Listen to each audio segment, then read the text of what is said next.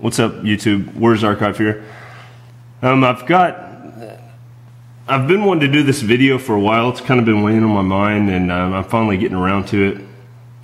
You know, I've recently, I'm on my vacation, so I've been watching a whole lot of silver videos here lately, and a lot of which are some old school videos, some of the videos that I started watching when I had first started getting into silver stacking and didn't really have any idea what I was doing. And of course, you can't talk to any of your friends about silver and gold because they look at you like you're crazy.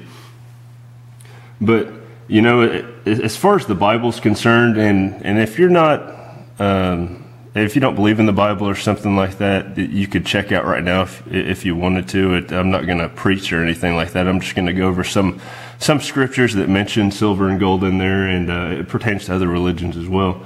But you know, gold and silver is first mentioned in the Bible in Genesis 2:11. You know, that's the third page of this Bible, guys. That's in the creation phase. Okay, it's, you know, it's talking about creating the rivers. The name of the first is Pishon, and you know, my pronunciation may be butchering that river, but it is the one which skirts the whole land of Havilah, where there is gold, and the gold of that land is good. Okay, that's the third page of the Bible, guys.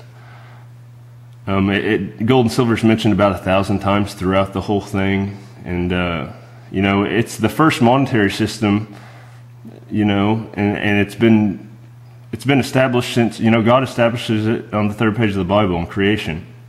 You know, and I don't want to get into a creation debate, but you know, the world's only been, if you're a Christian, you believe in the Bible, you know, you could go through genealogy, and the world's about 6,500 years old since it was created. You know, and the monetary system's been set out right there on the third page in Genesis. No other fiat or financial system has lasted anywhere close to that time frame. Okay, enormous amounts of gold were used in the construction of, you know, two of the most coveted artifacts in Christianity. You know, the Ark of the Covenant was used, gold was used in that, and then the first and second holy temples that were unfortunately destroyed. But you know, large amounts of gold were, you know, they gold plated the interior of those things, and just a massive amount of gold and silver used in this construction. However, the Bible is clear that, you know, gold and silver shouldn't be coveted. It establishes it as a monetary, having monetary value. But one psalm in particular mentions God's laws and commandments are more desirable than gold. So, you know, and recently, it's, you know, up until the last few decades, it's been a global monetary system, you know, with the gold standard.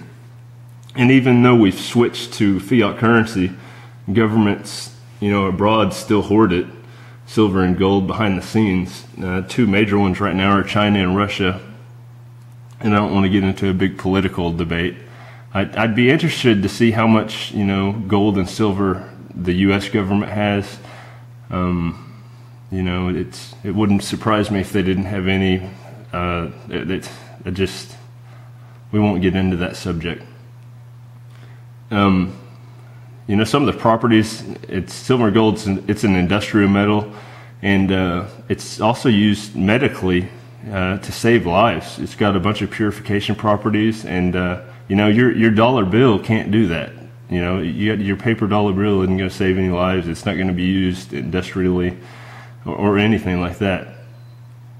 You know, if silver and gold were so invaluable today, you know, governments wouldn't regulate the possession and accumulation of it so fiercely. You know, recent examples of that would be the Hunt brothers, who tried to monopolize the market, and Warren Buffett, who bought a lot of it and ended up getting in trouble for it. You know, and that's just the U.S. in the last few years. Of course, it's not good to monopolize any market, but you know, go figure that silver and gold's been monopolized like that twice within the last couple of decades.